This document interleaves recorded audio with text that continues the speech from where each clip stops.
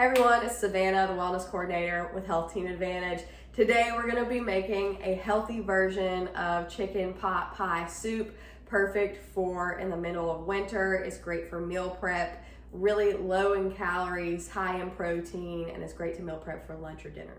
All right, I'm going to be going over our ingredients really quick. We are going to need 2 to 3 chicken breasts. It's going to be about 3 to 4 cups of chicken. We're going to need 1 tablespoon of butter.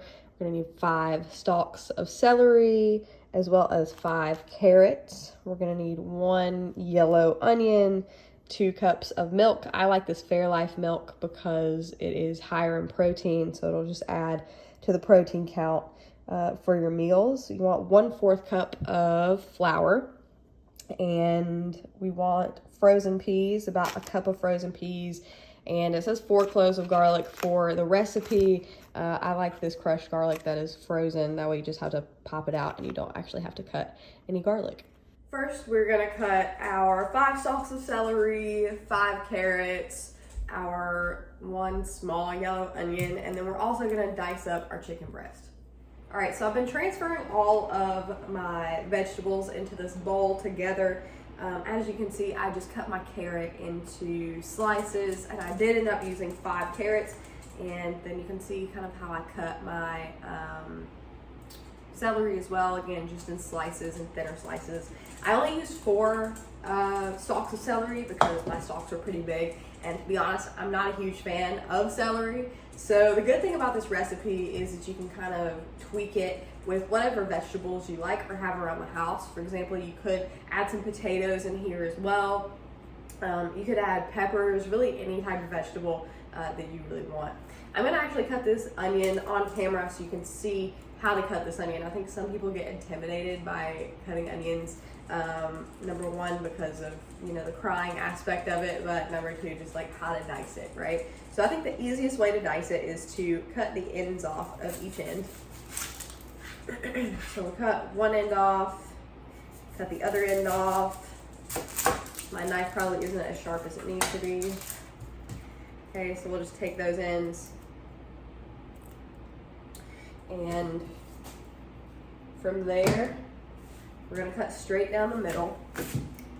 Okay, so then we're gonna peel the onion, and when you're cutting onions, you want your knife to be as sharp as possible. So my knife is not crazy sharp right now. I could have sharpened it before this video, but I did not. But you certainly can, and that will reduce the amount that it makes your eyes water. So those are ways that you can minimize the crying part of cutting onions.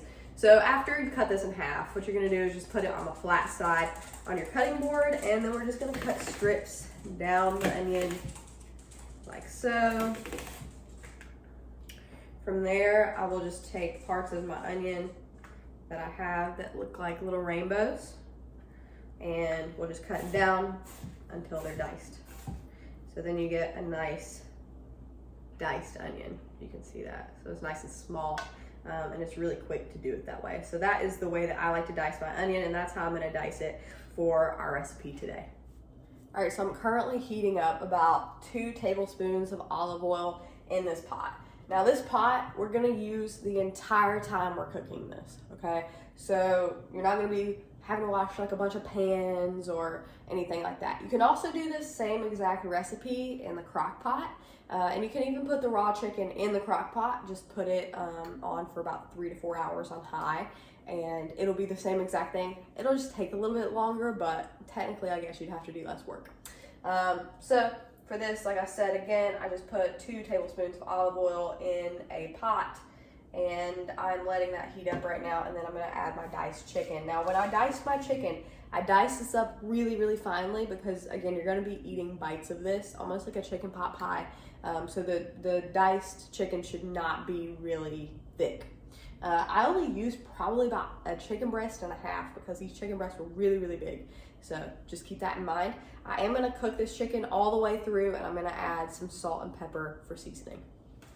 So my chicken is done cooking. From here, I'm going to add my 1 tablespoon of butter into the same pot that I cooked my chicken in, and I'm gonna turn my heat down a little bit. It's a little hot. I'm gonna let this butter melt, and from there, I'm gonna add in my veggies. So I'm gonna add in my carrot, my celery, my onion, everything that I had chopped. And I'm gonna let that cook until the onion is about translucent. Right before it turns translucent, I would add your garlic if you choose to chop garlic, or if you use jarlic, that's fine as well, or if you use these cubes like myself. So you can do either one, but if you do add the garlic too soon, it could burn. So we definitely want that, don't want that. We're gonna cook the vegetables, and after you cook the vegetables, after the onion is translucent, we're gonna add the flour in, as well as the milk and the chicken broth. So I will be back for that. Okay, so my vegetables are pretty much where I want them to be. They look great.